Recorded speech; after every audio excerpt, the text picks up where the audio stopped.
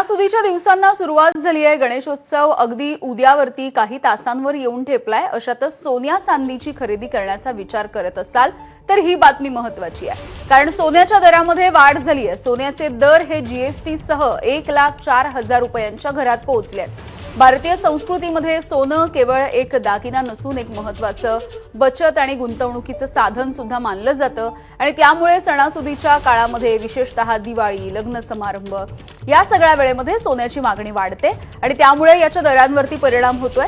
येत्या काळामध्ये Russia Ukraine युद्धाची तीव्रता आणखी वाढली किंवा अमेरिकन फेडरल बँकेनं आपले व्याजदर कमी करण्याचा निर्णय घेतला तर सोन्याच्या दरामध्ये आणखी वाढ होऊ शकते, अशी शक्यता व्यावसायिकांनी व्यक्त केली आहे। इथला आढावा घेतलाय आमच्या प्रतिनिधींनी।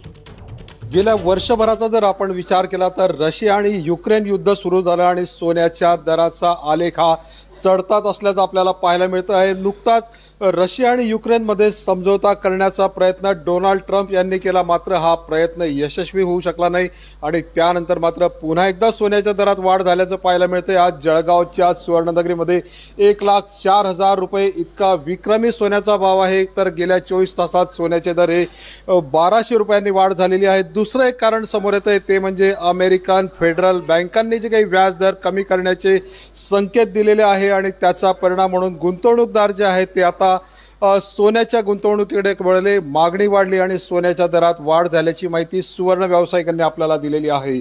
चंद्रशेखर नेवे, एबीपी माझा, जळगाव।